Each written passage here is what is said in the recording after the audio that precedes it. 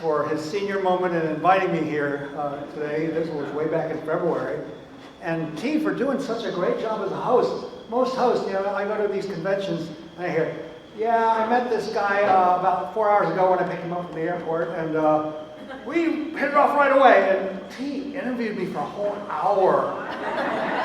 You know, so he takes it seriously.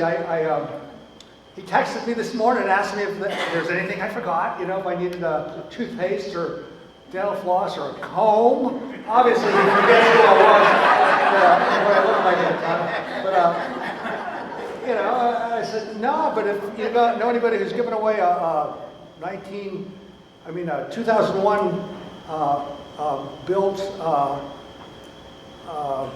Taylor 814 CE acoustic guitar and wants to get rid of it, I'm all in, you know. And he said, no, I don't think I can help you. So we're there. My sobriety date is June 21st, 1988. As T mentioned, I'm also a grateful member of Al-Anon. My join date there, I went to my first Al-Anon meeting before I even got sober, but my date to join Al-Anon was May 21st, 1990. So I've been an Al-Anon member for over 33 years now.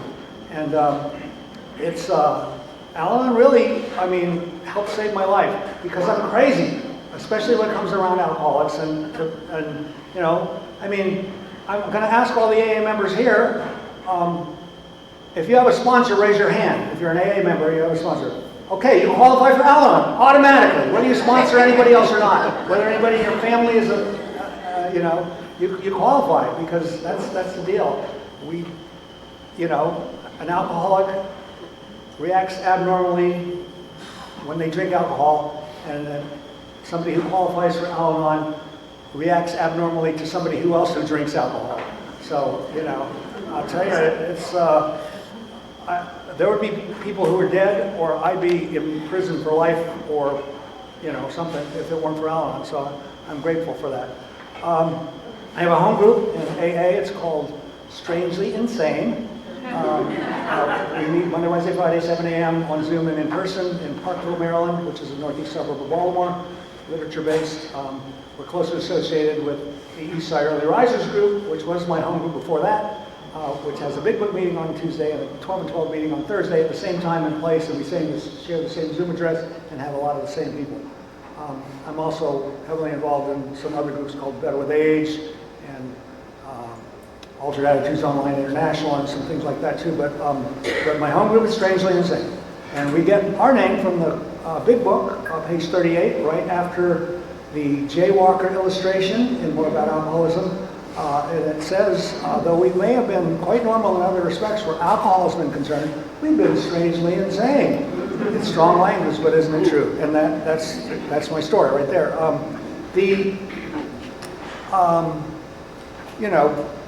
When I say I'm a grateful alcoholic, when I heard first people say that, I'm a grateful recovering alcoholic or whatever, I like, what? Are you crazy? I didn't want to be here, I came here at I got arrested at age 30, then I came here at age 31, and I finally got sober at age 32.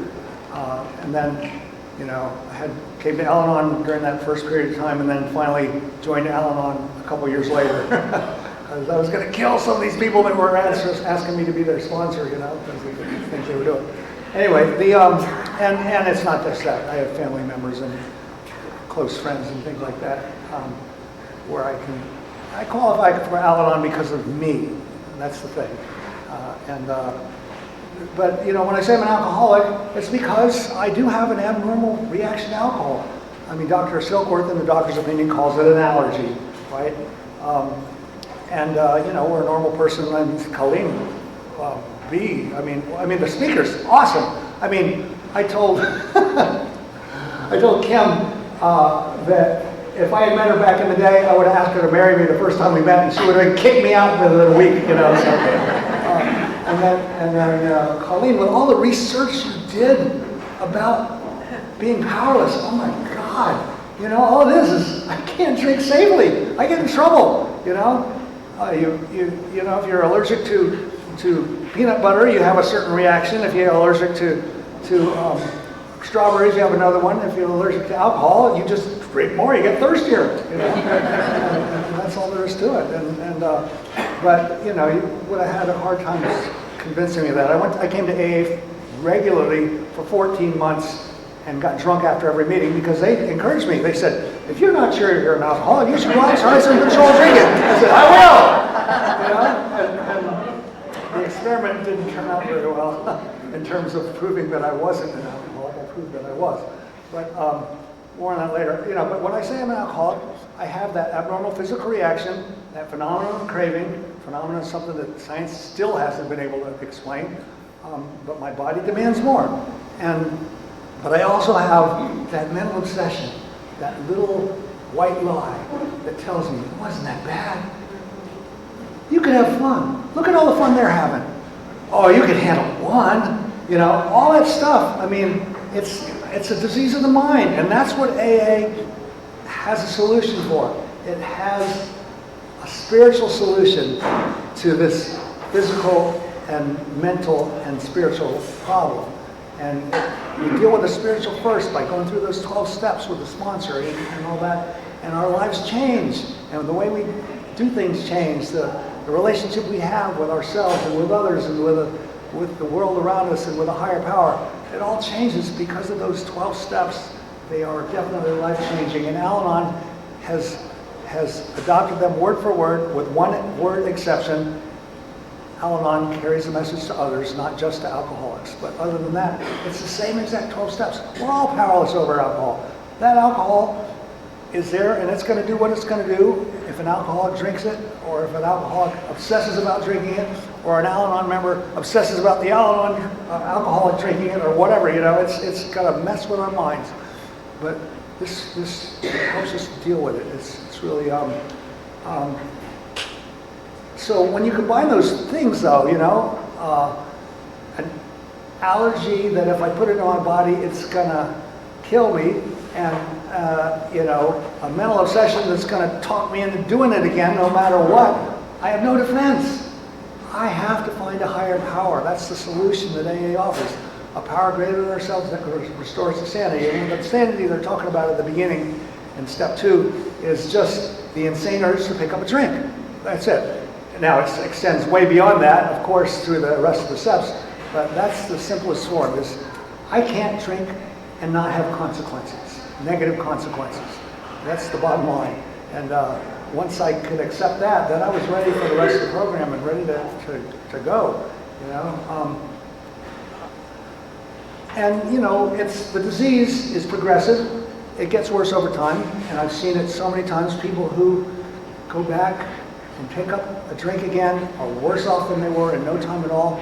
I mean, that's what was happening to me during those 14 months I was going to AA. I would go out and I would get drunk, and it would be worse than the time before, and I was doing things I said I'd never do or I'd never do again, and I was doing them worse, and then it got to be just hell. 6 months into that, I decided, well, this AA thing doesn't work. Of course it didn't. I didn't do any of the work, you know. But I'm just going to drink until I die, and that's the way it is.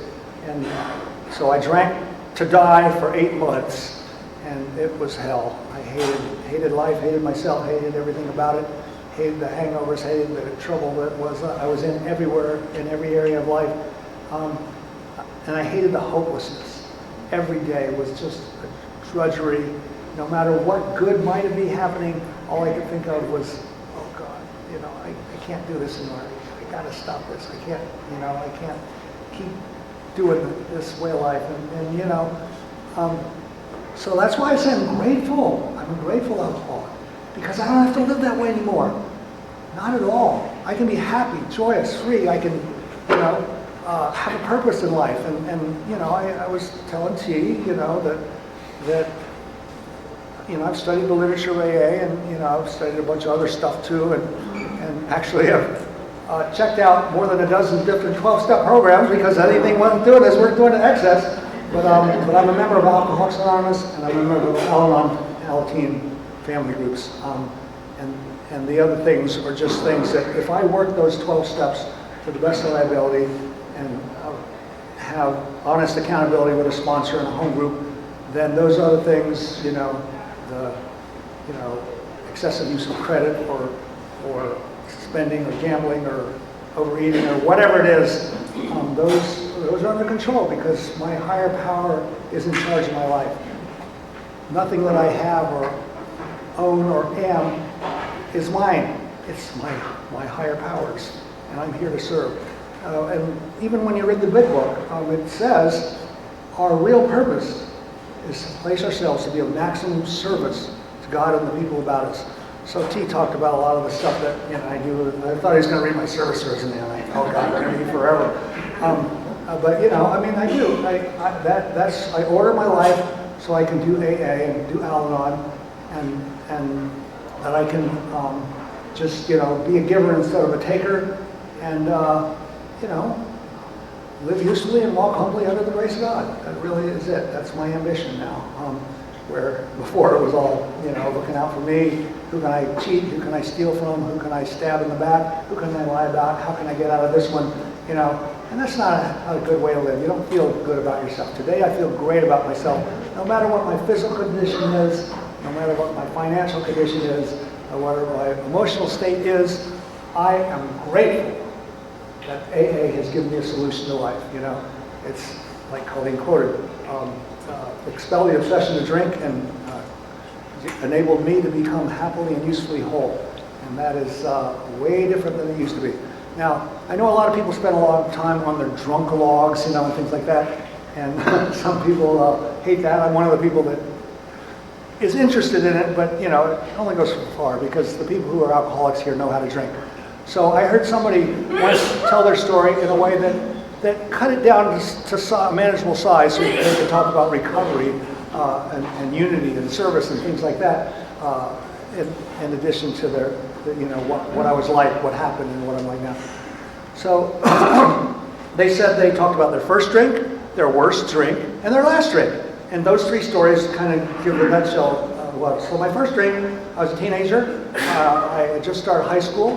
I was a late bloomer because I grew up going to church and all that, and I was straight arrow, scouts and all that, playing sports and extracurricular activities and being, getting decent grades. And I was a good kid,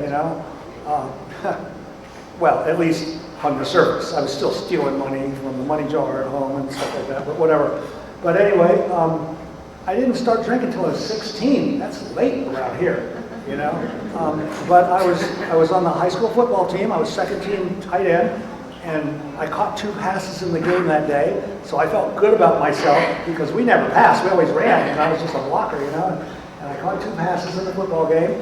And then my friend said, "Do you want to come out drinking with us tonight?" I said, "Sure, but I've never been." And they go, "Don't worry, we'll teach you." And I was a fast learner. We went out, and one of them already had his driver's license. I hadn't gotten mine yet, but one of them had his driver's license, and he said, they said, "Well, how much money you got?" And I said, $2. This is a long time ago. This is like 1972, maybe, or something like that, or 1 or 2. It was a long time ago. $2, and $2 would buy some significant alcohol back then. And they decided what I would drink. They said, "I think beer is too sour, and we don't want to give them something like slow gin because it's got too much of a punch, or Southern Comfort because then I'll get too drunk too fast." So they decided that my first drink was going to be a 5th of Boone's Farm Strawberry Hill wine. And I still remember to this second what it was like when we drove from Central Amarillo Liquors in Prince George's County to the Bowie 7-Eleven on High Top Plaza, and I cracked open that bottle, and I took a long pull on it. The world changed. I had a spiritual experience.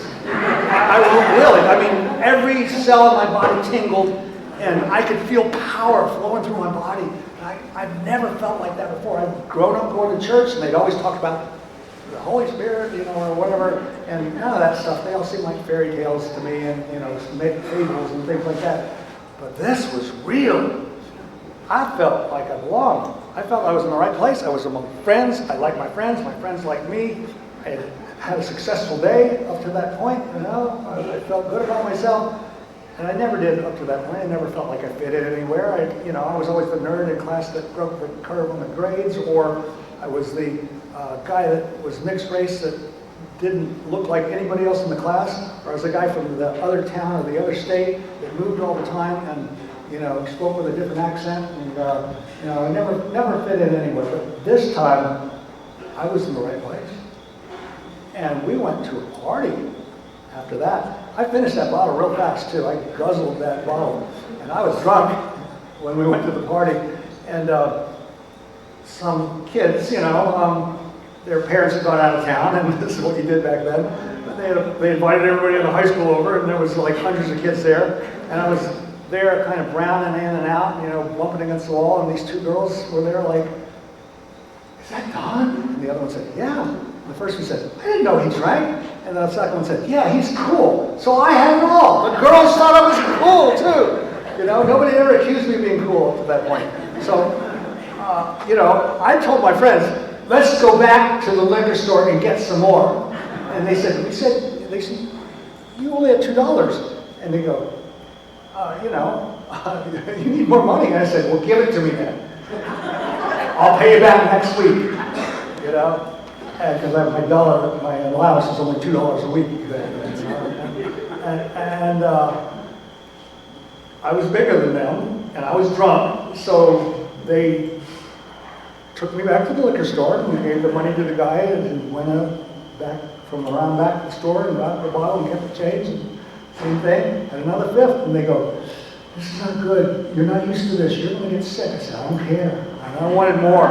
And I don't know if I finished that second bottle or not, because I totally blacked out the rest of the night, but I knew I came to, and we were on some elementary school playground, and I was on my knees puking, and I wear contacts now, but the puke was splattering back up and hitting my glasses and all that. And when I went home, they dumped me off at home, and the next day, I had puke on my shoes and puke on my glasses and puke all on my clothes, and I woke up the next morning, and the family stuck their head in and said, "You coming to church?" I said, "No, I'm sleeping in." I didn't go back to church again. I had a higher power. It's called Boone's Farm, Strawberry Hill wine. And but when they left the house, I went in like I had this horrible hangover. It felt like my tongue was made of wool socks or something like that. And then the Russian army had marched all over all of them, and headache. Oh God, I never felt so bad. I've been sick in my life with flu and stuff like that. I never felt that like I'd been run over by a freight train. And might have been some of it had to do with the football. I don't know, but most of it was because of the drinking. And I kind of wobbled into the kitchen to see if there's something that I could get rid of this dryness, and there was a big can of Hawaiian Punch. So I took it, guzzled a lot of that, because everything doing is worth doing to excess, and went back to my room and puked all over the walls. I didn't drink Hawaiian Punch for 10 years after that. But I got drunk within a couple more days, and I started skipping school, I started going, drinking on weeknights, and I started, doing it every day, and I got involved with other substances. Eventually lived with a cocaine dealer for a few years, and then, so that's the first drink. Now the worst drink, that's hard to pick out because I was a blackout drinker. I drank like Colleen did when she was in social situations. I was a competitive drinker. I wanted to get in a drinking contest with you. I wanted to see who could get drunk the fastest, who could drink the most. And not many people, not even a lot of alcoholics drink that way, and so I didn't keep a lot of friends, but I found a group of people that drank that way. They're called rugby players. And so we were doing that thing for years, and now my body's showing the effects of all those years of abuse of not only the alcohol and the football and the rugby, but all the other sports too. I preferred collision sports. So I've had 2 knee replacements and 2 hip replacements, and I need a new shoulder now. But it is what it is. And I tell you though, I didn't know back then, but if you exert yourself a lot, like in a rugby match, and then you drink heavily without rehydrating yourself properly and stretching and all that, then your joints pretty much just dry up and shrivel up and calcify and go away, and there's no more cartilage left, and that's what happens. So anyway, the good news is that I've been sober by the time I got those joint replacements, and I've done all of them without any narcotic or pain medication or anything like that, stronger than aspirin or Tylenol. So that's good, because I don't want to jeopardize my sobriety. And there's lots of people that I know, my first sponsor, my whole 12-step softball league team practically from when I was first getting sober, they're all dead now because they had sports injuries or surgeries and got involved with pain medication and went off the deep end. And it happened to anybody, but it happened to Billy, my sponsor. It happened to Mike. It happened to Tom, who was also an alcohol counselor. It happened to Amy. It happened to, basically the whole damn softball team that we had. And we were the champs of the Washington area, 12-step league that summer too. And they were good athletes. Bobby never relapsed, but just about everybody on that team, is no longer with us because they let something else take away. And I know I'm really segueing here, but when I did get my knee surgeries, I got both the knees at the same time. I had 2 surgeries before that on knees, but with no joint replacements. And, I begged the doctor to do it at the same time, so I only missed 6 weeks of work, and he was cool with no medication, narcotic or habit-forming or addictive medication. Even the thing they give you to put you to sleep, he gave me a hypnotic instead of a narcotic.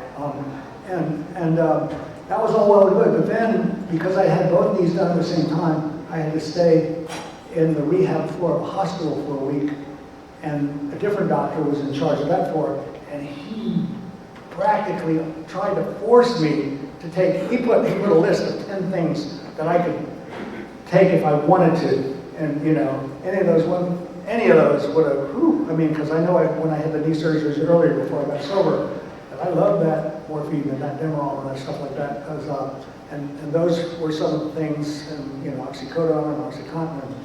He put all those on the list, of things that would be available to help me feel more comfortable. I said, that will help me feel more comfortable. That will help me to knock out your nurse and raid the liquor, or the medicine cabinet, or whatever they call the thing in there, and be out the door. I know that because my first knee surgery was when I was still in college and playing football, and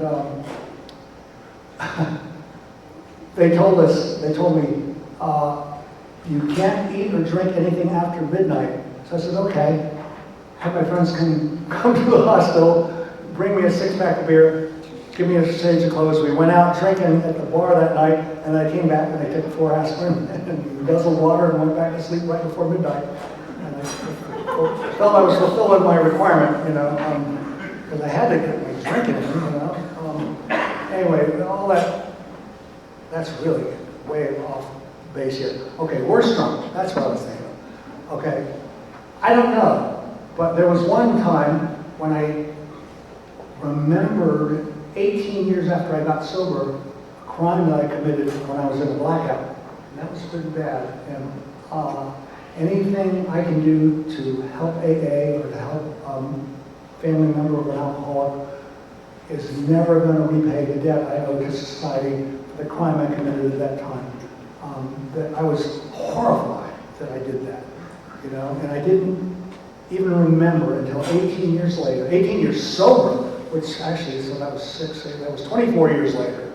I didn't remember a single incident of it until all of it came rushing back one day, and I was like, oh my God. And I called my sponsor, I called my sponsor in another 12-step program, I called my spiritual advisor from church, I called my lawyer, who was an alcoholic in recovery.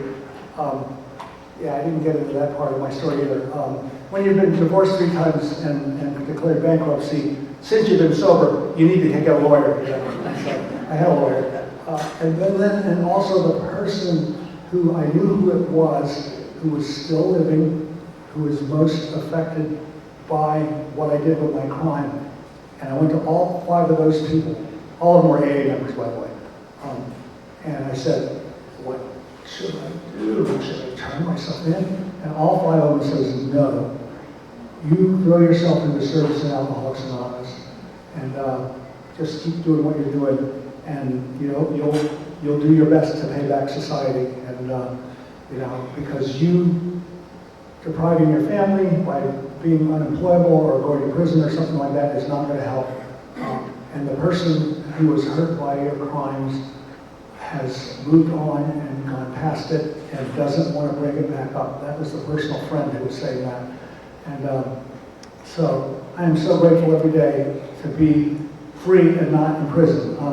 I should apologize actually to the Blue Hen Roundup here. My phone went off during the first meeting when the Al-Anon speaker was speaking, and I like, how did I let that happen? Well, what happened is I sponsor a guy now who's in prison in Maryland State Penitentiary, and he tried calling me this morning on the way here, but I couldn't get my phone out of my pocket when I felt it vibrating fast enough to answer it. So I figured, oh God, he might try calling again. So I turned the ringer on and had it here. Fortunately, it was only a text that came in before I turned it off. It was only one ding. It wasn't ringing, so it didn't disrupt that much, but still, I should have been a little bit more diligent about that this morning. So hopefully nobody was that damaged by what I did. Okay, so the worst drug.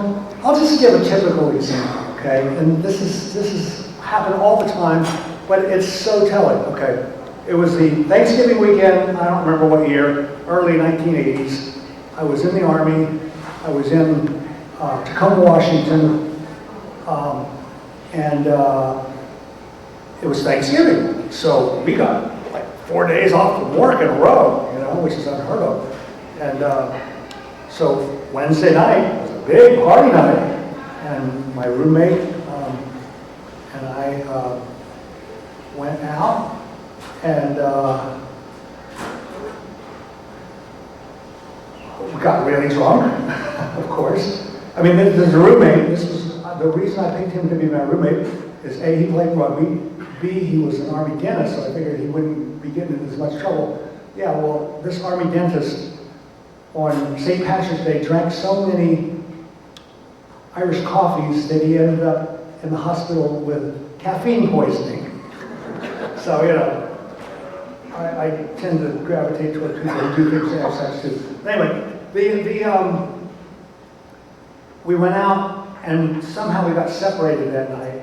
And he lost his jacket with his keys in it. And I don't know where he went from there.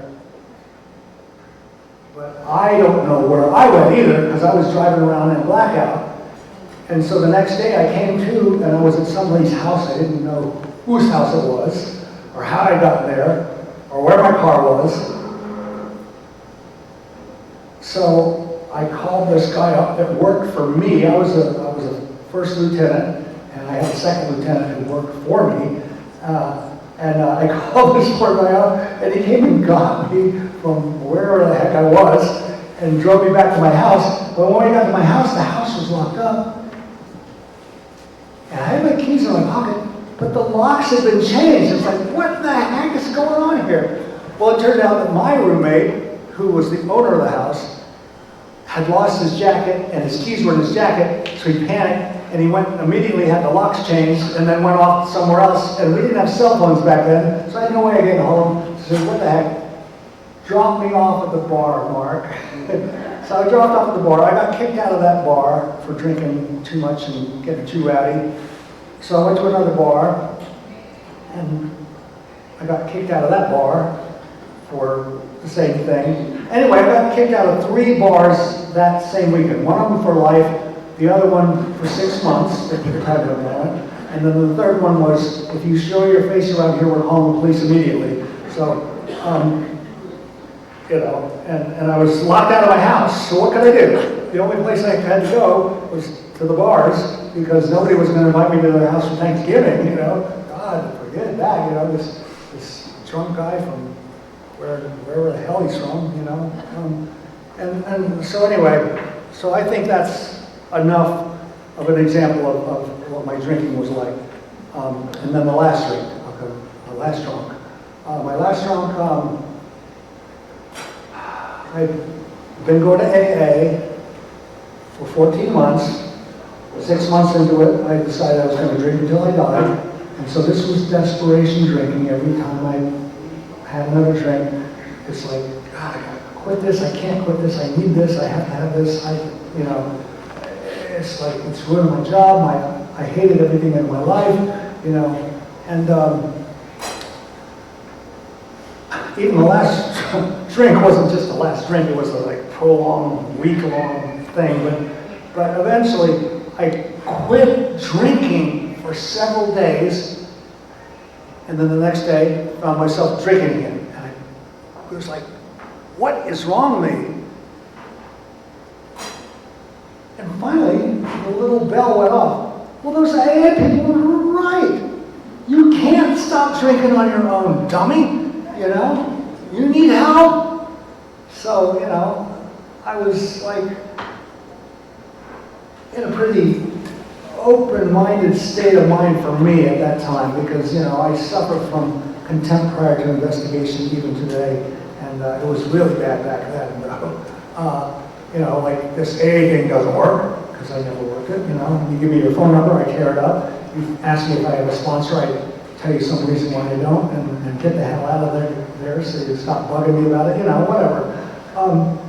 They gave me a big book at a 12 and 12. I remember the first time I read the big book, I took it home, got out a 6-pack of beer, opened that thing up, read the doctor's, and the prefaces, the forwards, and the doctor's opinion, and Bill's story, and I thought, what is all this mess? And then I started to identify with Bill's story after about 6 beers, and I said, I get it. You're trying to get me to join this cult. You're not going to do that to me. I slammed that book shut and didn't read it again, didn't open it again for over a year. And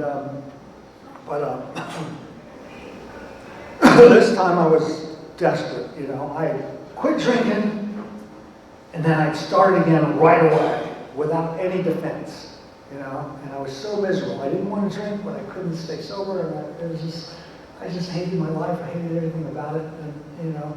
And I was sitting there at the bar, half a glass of warm, stale beer, because the electricity wasn't working at this place. All that worked was the satellite dish TV. So they had no refrigeration, they had no lights, they had candles. They had the 7th day of the NBA championships playing, 7th game. The Pistons and the Bulls, I think it was. No, the Pistons and the Lakers. Pistons and the Lakers. And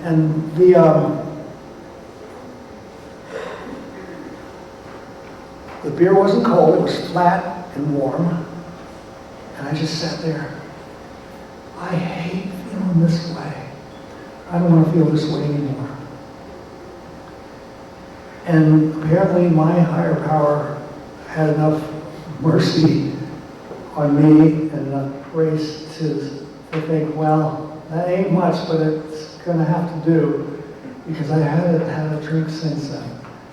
Now, my attitudes hadn't changed, though, you know, so I had to go to my stupid AA meeting the next night. You know, the one I've been going to almost every single Wednesday night for over a year and 2 months. And I went there, and I sat in the back row like I always did. I sat on the couch with nobody on either side of me, against the wall, so nobody would bug me. I crossed my arms, I crossed my legs, I had a scowl on my face, I had my head down, leave me the F alone. But then at the end of the meeting, they asked for burning desires. I don't like meetings that ask for burning desires, because then people go on and on and on, and, you know. Well, that night, they did, and something seemed to tap me on the shoulder and whisper in my ear. It wasn't an audible voice, but it was, if you don't share now, you're not going to have another chance. So I put my hand up, and I lied. I said, I'm God, I'm an alcoholic. You guys were the alcoholics. I wasn't the alcoholic. I could handle it, you know. I didn't know what it meant anyway. I hadn't really been paying attention. I said, but I had a slip. Well, that was a lie too. I never slipped. I continued drinking for the 14 months I've been coming to Alcoholics Anonymous. Never went more than a day or two without a drink, and that day or two was the day or two I tried drinking, stopped drinking that previous week. My sobriety date was, I didn't have a sobriety date. I never had a sobriety date. The only date I could think of was the day before that, which was one of the things that contributed to my misery when I was with the bar, because I hadn't seen my kid for 10 days, and it was her birthday, her 10-month birthday. So I said, I had a sobriety date.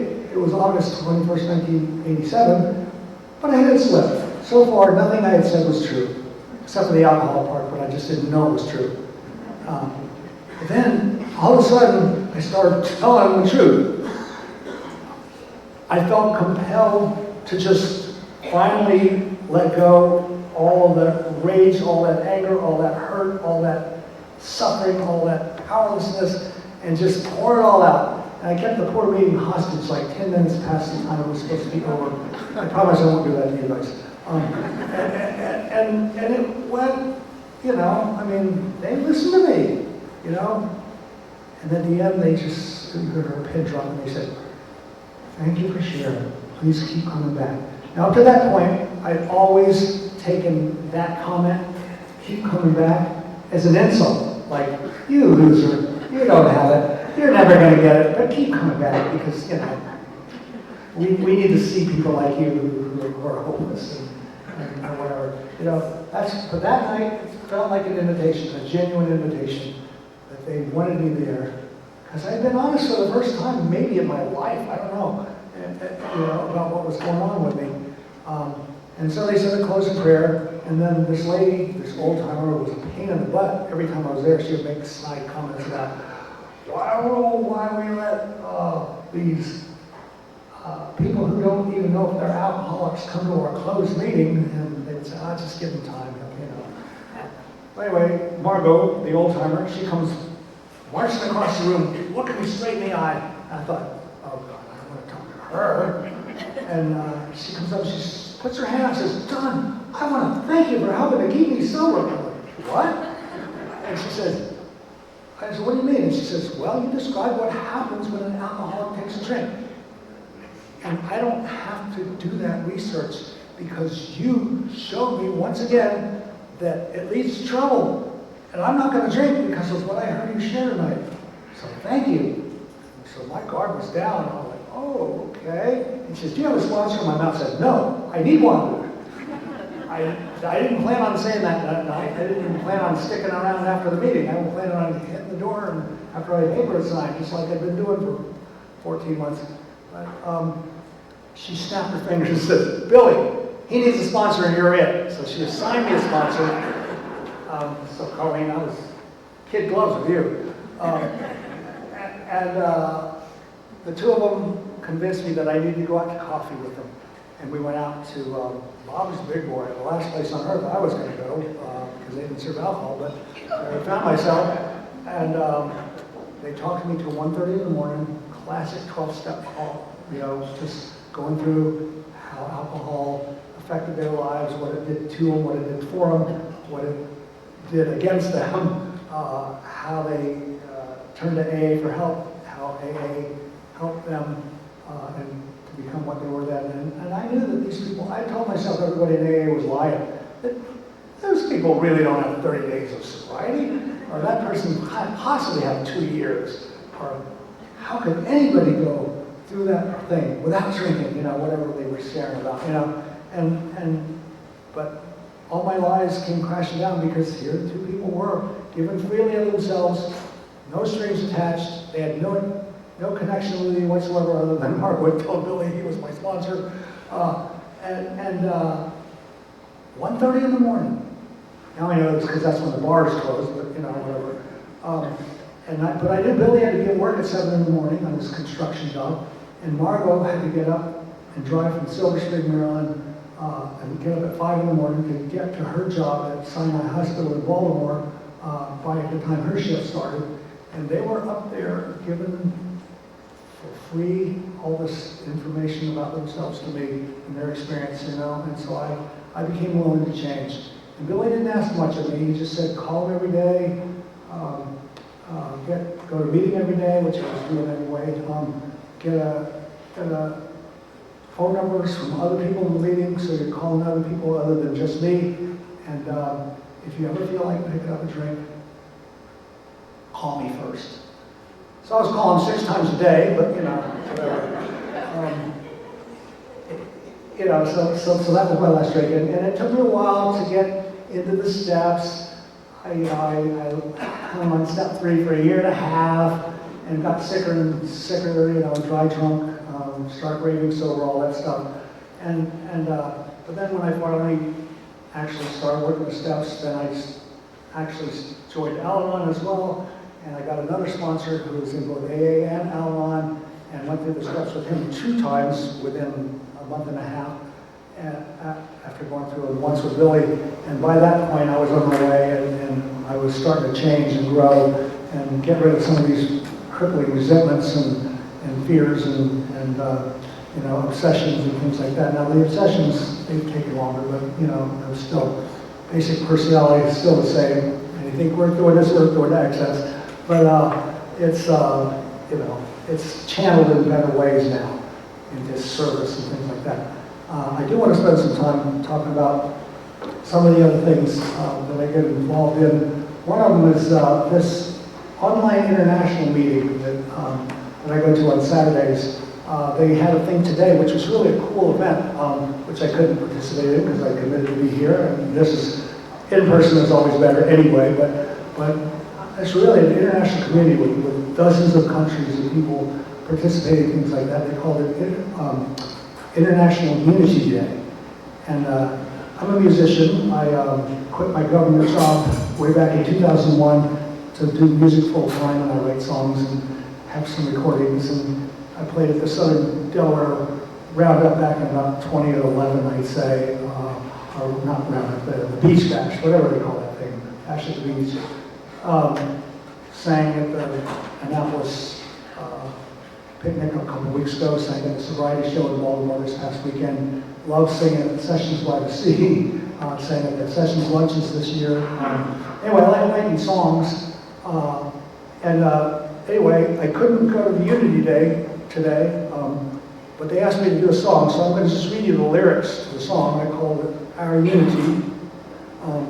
We felt the hurt of being alone, no place to go, no one to phone. But there's one truth we've come to know from living in today, that unity is our greatest prize, our strength in numbers multiplied. No need to run, no need to hide when conscience leads the way. Our unity is what makes us strong. We stand as one, we all belong. One world, one cause, one heart, one mind, united as one humankind. We've all been stuck in nameless fears, we've wasted time with needless fears, but real solutions do appear each step along the way. In unity we find our strength and courage, we can go great lengths. For when as one we activate, we're guided on our way. Our unity is what helps us grow. For win or lose, we always know one single purpose binds us all. In unity, we all stand tall. When hardships come, and come they will, I know that you'll keep standing still. Though every road seems all uphill, our unity will stay. When problems crash like an avalanche, we'll bend but hold like a supple branch. We'll overcome our circumstance, and side by side we'll stay. Our unity is what gives us life, our hope and strife, faith through the night. Our unity will keep us here. Our unity defeats our fear. Our unity is what makes us strong. We stand as one, we all belong. One world, one cause, one heart, one mind, united as one humankind. So anyway, that's something that... I'm really into, the unity of AA, which comes from our traditions, obviously. And we do a workshop that's actually on the Central Delaware website as a meeting. It lasts 16 weeks. It's called a Contra Study. Con stands for concepts, tra for traditions. But we study 4 weeks the AA traditions, 6 weeks the AA service manual, and 5 weeks the AA 12 concepts for world service. And we'll do it all online. It's on Thursday nights from 9 to 10 p.m. T mentioned it. I think we might have even put it on the website. And so I got a email the other day from your delegate, Sally, thanking me for being a group listed on the Delaware. And they're going to have a meeting to talk about online meetings and things like that. And I'm invited, so maybe I'll see you all in that. But if you want to come join us, you can look it up. It's called the Fall 2023 Contra Study. Now, I tried doing a concept study in southern Delaware back in 2015 when I was living in Ocean City, Maryland, because nobody there wanted to do one. But I went to the Southern Delaware group and they said, sure. And so we did one, just concepts, one per month. It was right before, right after the Southern Delaware intergroup meeting every month. And that went real well. But through that, I learned about these contra studies that this guy, Arnold R., who used to be a trustee on the General Service Board, and before that I was a delegate from Maryland, he had helped to start those, and he gave me the format for doing it, and I've been doing it ever since. I think this is like the 17th time maybe I've done one. It's a lot of work, but it's a lot of good information, a lot of learning that keeps going through. So that's one thing. Another is that I'm a past delegate from Maryland to the General Service Conference. When I was in the DC area at first, I moved a lot of times in my life. I moved 63 times. Okay? My father was in the military, and we moved, and then when I became an adult, I kept moving, and I got divorced 3 times and kept moving, and declared bankruptcy and kept moving, and blah, blah, blah, blah. And, but now I've been in Baltimore for 7 years straight in the same house, with this same home group and all that. That's awesome. I think I finally found where I'm going to live the rest of my life. But I lived at the beach down in Ocean City for 6 years right before that. Before that, I was in Northern Virginia for 13 years, and although it was like 10 different places, but whatever. And then before that, in the DC, Maryland suburbs area. Those are since I got sober. And all along the way, I've been involved in service, institution service, carried messages into Washington Evidence Hospital twice a week for 2 years, to the Montgomery County Detention Center twice a month for 7 years, Fairfax County Detention Center weekly for a year. Just love institution work. Also got involved in intergroup work because I've been involved with the Northern Virginia Intergroup and the Washington Area Intergroup Association. I was the vice chair and the workshop chair and all that for the Ocean City Area Fellowship Intergroup, and which automatically made me the liaison to the different Delaware intergroups from Ocean City, so I got to know a lot of folks here. Been involved in the Baltimore Intergroup on the institution committee, do a detox meeting every Sunday night, in person for that, and also on the activities committee, which puts on events. We had the sobriety show last week, we got the golf outing in a couple of weeks, we got the bull and oyster roast in a couple of months, and we do the crab feast and other gratitude breakfast, stuff like that. For that's great fun. Been involved in general service in the DC area. I was a GSR, DCM, Grapevine Committee Chair. I wrote articles for the newsletter there, and then moved to Virginia and got involved as a GSR there, and then moved to Maryland and got involved.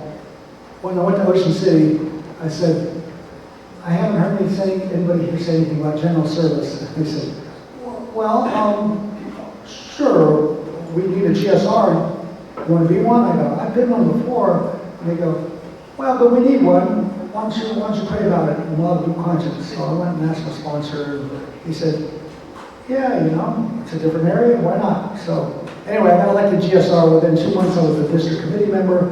Did that for 2 years. Got involved in all sorts of committees in Maryland General Service. Became the area secretary, then got elected area chairperson. That's the primary reason I moved to Baltimore, because it was too hard to do the job as area chair when I was driving back and forth every night for a different committee meeting. This was before Zoom.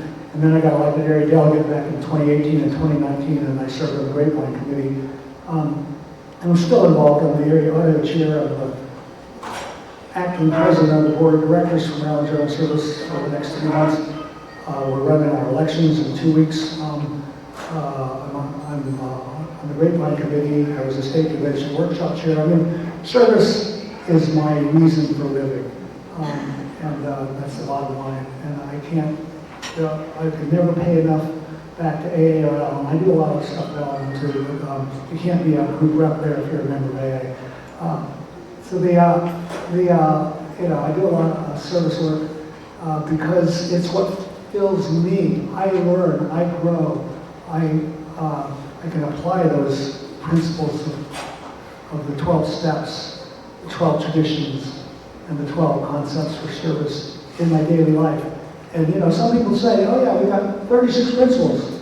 Well, not really, because the effect of those principles is exponential. It's not just linear. It's not 12 steps plus 12 traditions plus 12 concepts. It's 12 times 12 times 12, which is 1,728 spiritual principles that we can use in different applications and permutations. And then if you consider that the 12 concepts have 6 warranties that are each their own spiritual principle, if you multiply that by 6, you get 10,368 different spiritual permutations. And then when you consider the mind-boggling fact that, well, each of those principles is more than just one principle. Like, just take step 1. It's not just honesty. It's not just powerlessness. It's not just unmanageability. It's not just surrender. It's not just, you know, desperation. It's all those things and more. And when combined with everything else, the possibilities are infinite for the tapestry we can weave together using the steps, traditions, concepts, warranties, and other principles of recovery. I mean, you take sponsorship. That's another principle all by itself. You know, so it's just incredible when I think about that. One last thing I want to share here, maybe two. One is that I am involved in AA beyond the group level, obviously with the service, but also in the thinking that comes from these contra studies and things like that, and this participation in this international meeting and all that. And so I was the originator of a proposed agenda item for next year's General Service Conference. And I've gone through the process of, you know, slow, tedious process of getting vetted at different service entities. We started with my conference agenda review committee that I'm a mentor for. They liked the idea. They approved it unanimously. We went to the area committee for Maryland General Service, and they approved it unanimously. And went to the area assembly. And I wasn't there, but it still somehow passed with substantial unanimity. So then it was sent by our conference delegate to the conference coordinator. The idea behind it is that AA talks about being its democratic organization. We're all equal. There's no one in authority over anyone else. Absolute authority. There's always checks and balances. We all can participate. We all have a say. We all have a voice. We all have a vote. But that's not the reality worldwide. That's the reality maybe in the U.S.-Canada General Service structure when groups have GSRs and when GSRs are involved and districts are active and people report back what happens and they send their information in about what they want to see happen next year, and it gets taken seriously. Well, we need that worldwide because we've been making some decisions here in the U.S. and Canada lately that affect everybody in the world, and they have had no say in it. You think you were upset when you saw a change to some of the literature or something like that. Think of how the people in the other countries feel when they had no idea that any of this stuff was even being discussed for the last several years. So I propose that a feasibility study be conducted by the World Service Meeting, and that our U.S. trustee at large, who's on the International Committee, would send that to them and see what they can come up with in terms of increasing cooperation, coordination, and information exchange, and decision-making authority for worldwide volume. So maybe they might at some point, hopefully, take that World Service meeting and make it more than just a time when people get together and share ideas, to one where they actually decide some worldwide policies with worldwide input for AA. So that's on the agenda, or well, it's been sent to the Trustees International Committee who will consider it, but also the DC area, I like the idea so much that they send it forward as well. So we got 2 areas already on board for that, and I think that's a good thing. And I do want to share one last thing, just talk about my last week and how it's been, because you heard how I used to drink. And I can think of a whole bunch of things that would send me into drinking real fast, but this past week was crazy in terms of that. I have to really take care of my physical body because of all the injuries and surgeries and replacements and things like that, and the way I've treated myself over the years. And if I don't do certain exercises every day, you know, like I think I'm too busy, or I think I'm too tired, or I think I don't feel well enough, I start locking up and can't move. And I mean, people like Colleen remember me before I had any of my joint replacements, and I was hunched over and bent down and twisted up and everything and limping around all the time. Most of that's straightened out now because I do that. But then last week, because we had our sobriety show coming up, and I was putting a lot of time and energy into getting ready for that, and I had some big shows in Virginia that I had to do during the day that caused required a lot of travel and a lot of carrying things and all that. I just stopped doing my exercises, and by the end of the week, when I was up on that stage at the sobriety show, I could barely move. People had to help me get up out of the chair. I could barely hold my guitar. I could barely hold my arm up to play my guitar. I mean, my shoulder was hurting so bad, and I was just a mess. But that's on me because I didn't keep up what I needed to keep up. This week, I've gone back to doing all those painful exercises, and I'm fine again. I can move around and things like that well enough anyway. I get up and down the stage at least. But I thought, finally, you know, it's good. Well, I have gone back to church, and I'm involved in the church, and I did a bunch of stuff at church on Sunday after the show ended late on Saturday night, and then we had a board meeting for Maryland General Service because we have our elections coming up in 2 weeks, and we needed to make sure everything was lined up, and we had most of the things lined up, but it turns out that our chair or president of our board resigned at that meeting, which made me the president. So now I'm the primary person responsible for these elections, and there were 2 things that had to get done. We had to get a technology chair because the chair that we have can't stand because we can't have her counting the votes online.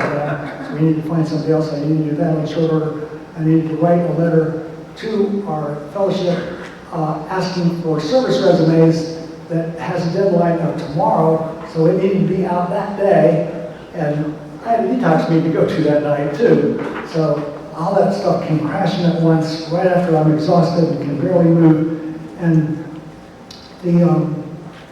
I went to the detox meeting, I came back, I stayed up, I did my stuff. I wrote the letter, sent it to the secretary so she could send it first thing Monday morning, stayed up, sent out the conscious study stuff that I needed to send out that night, and figured finally Monday I'm going to have a day off work.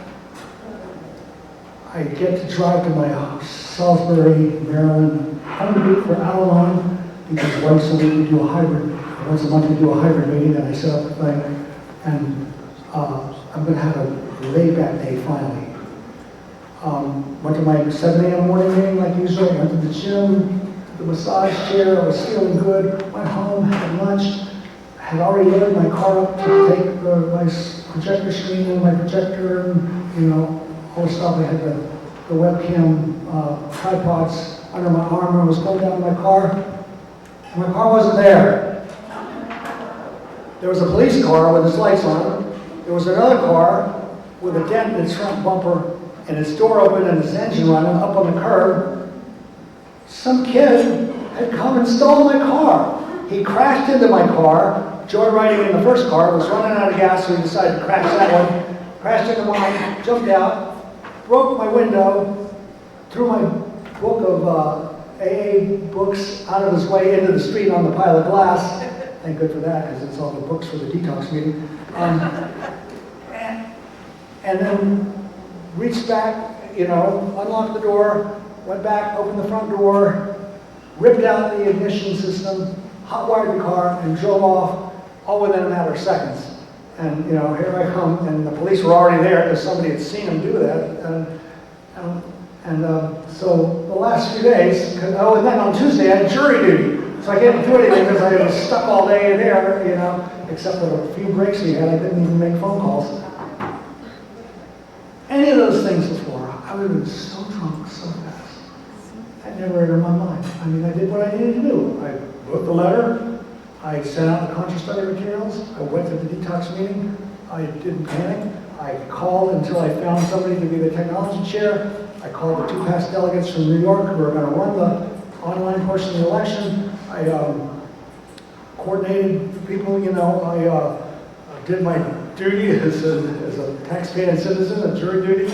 I called my bank, got my checks stopped and my debit card. Oh yeah, they took my wallet, my checkbook and everything that was in the car too at the same time. And my laptop was in the car too. Oh my God.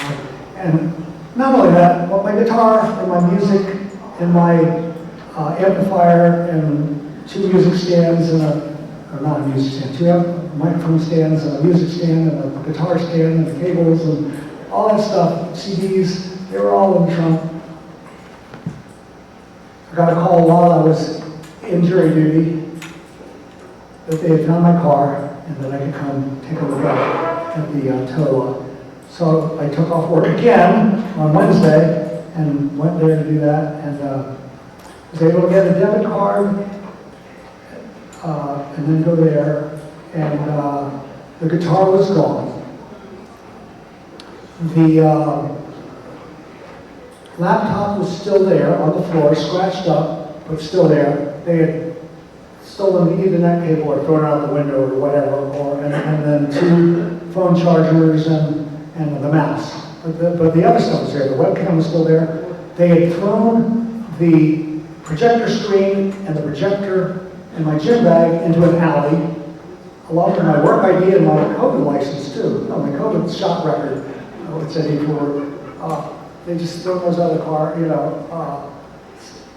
So the bottom line is everything that I could not possibly afford to lose, I still had. My daily plan, I still had. My daily journal, gratitude journal, I just started a new one. I got one with me now.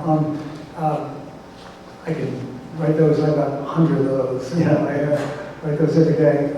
That's no loss. But the daily planner, the music for my job, for my AA stuff, for my church stuff, that was all in the car. And they didn't take that. They didn't take the amplifier, they didn't take anything except the guitar. And here's the funniest part. There was a free popcorn refill tub in the trunk for one of the local movie theaters. And they stole that too. But so anyway, I've gotten everything back already pretty much. I got a new debit card, got a new driver's license. I'm still having trouble getting my gas card straightened out. But it might be because I just didn't have a Wi-Fi connection when I tried to do it. Got a new library card, all this in one day, after that. And then was able to go and buy the stuff that they had taken, the Ethernet cable and the mouse and the phone chargers and all that stuff. And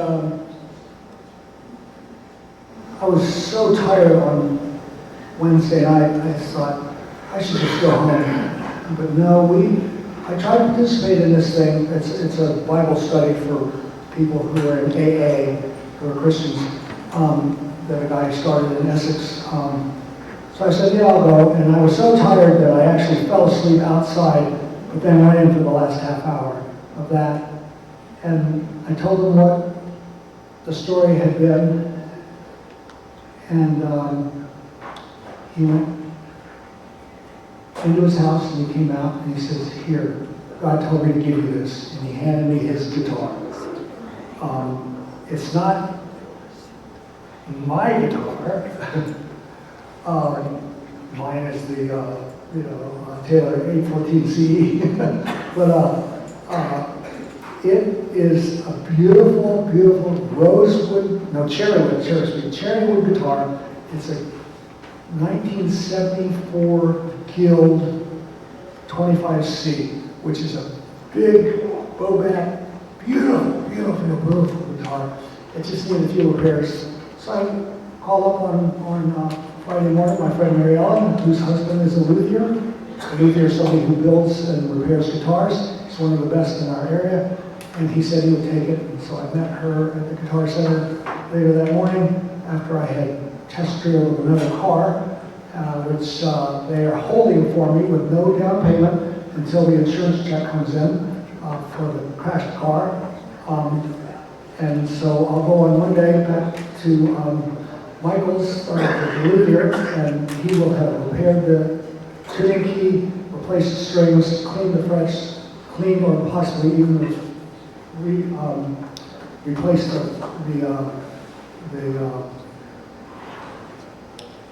electronics that are inside. And so I'll be back in business Monday afternoon when I have to report to the nursing home to sing. So, I mean, God is good, and God performs miracles. And through that whole thing, I knew it was just a matter of me being patient and waiting for God to show His power and His miracle-working strength, and that I didn't have to drink about it, I didn't have to panic about it. I just had to do my part to get things done. And they all gotten done in ways that just are beyond comprehension for somebody who's still drinking. But anyway, I've talked way over time here. I'm going to stop and turn it back over to who's. Okay, all right. Thanks, everybody.